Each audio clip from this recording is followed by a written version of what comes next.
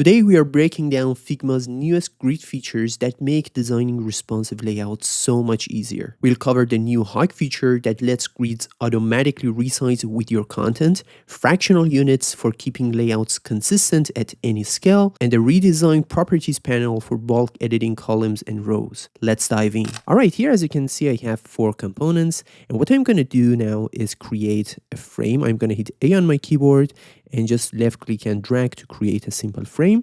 And then under the layout, I'm going to change the layout to grid, just like that. And since we have 4 components here, we are going to have a 2x2 grid. For now, everything looks good.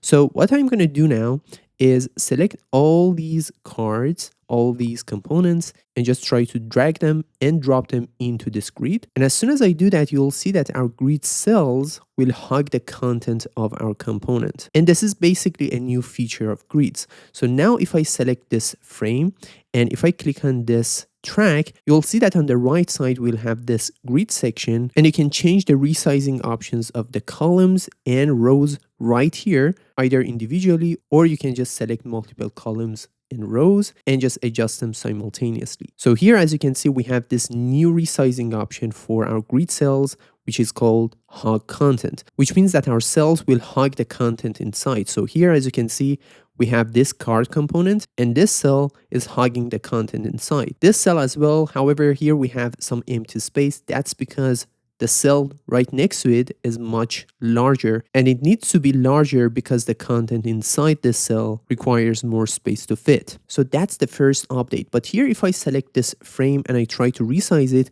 you'll see that it's not responsive. So how can we make this responsive? Well, let's say we want our components to be fully responsive. What we can do is first select this frame and select this track and just change this from hug content to fill container. Here as you can see we have 1FR. Well, this is another update that we are going to get into.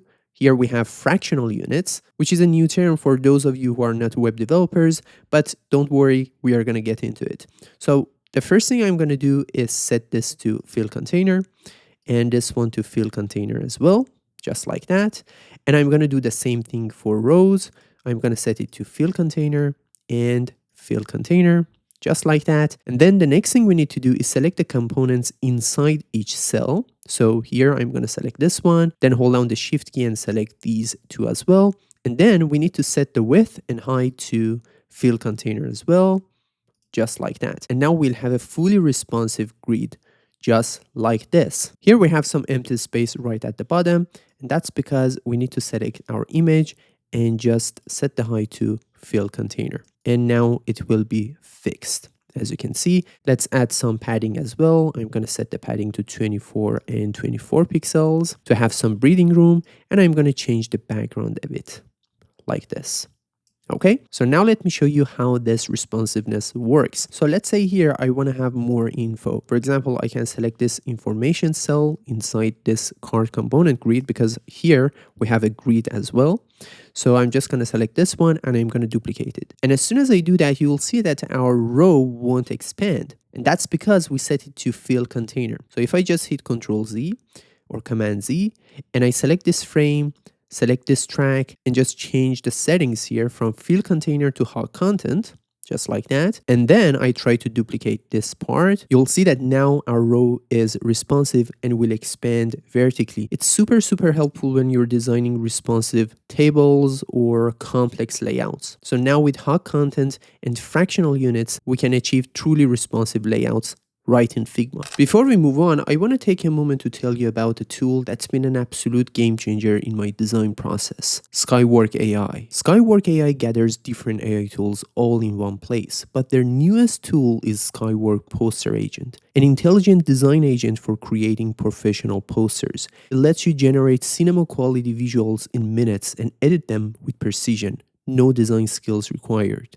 I'm currently using Skywork Poster Agent to create posters for my social media and marketing projects. I use its powerful Nano Banana Pro model to generate multiple high-fidelity options instantly with cinematic lighting and clean composition.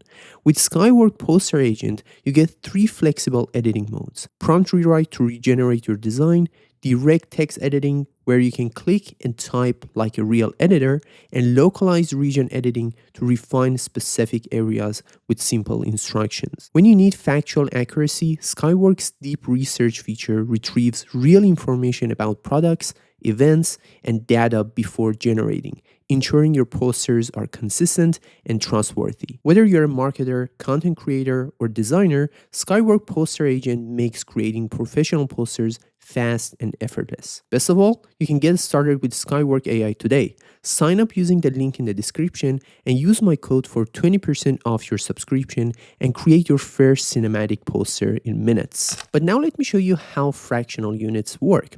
So here we have two columns, right? And each column has two rows, okay? So if I select this track, you'll see that we set it to fill container, and I told you that it's fractional unit. So what does fractional units mean? Well, let's say you have a container and consider this container as a pizza, okay? The FR units, or the fractional units, are how many slices each part gets. If your container has two parts, you can decide how many slices of pizza each part gets. Each column gets, let's say. Let me show you what I mean. Let's say you want this card to be a bit larger than this one. For example, it can be twice as big as this one. How can you do that? Well, prior to the introduction of fractional units, what we could do was adding a new column here. For example, we could have a 3x2 grid, just like that. Then we could place this one right here, and then we could just expand this, just like that. But now with the introduction of fractional units, we no longer need to do that. What we can do is just select that track, okay? And here, as you can see, it's set to 1FR and 1FR. It means that this particular column will take up exactly 50% of the available space within this grid. And this column will take up exactly another 50% of the available space within this grid. So if I want this column to take up twice as much as this one, what I can do is select this track here. Let me select this frame and select this track and set this to 2FR. Just like that. And now, as you can see, although we still have a 2x2 grid, this column is taking up much more space than this right column. And that's how fractional units work. I know it sounds a bit complicated, but believe me, as soon as you start working with fractional units, you'll get used to it and you'll truly comprehend it. Let me show you another example. Here we have 6 different frames with different colors, and I'm going to place them into a grid. So I'm going to hit A on my keyboard and draw a frame.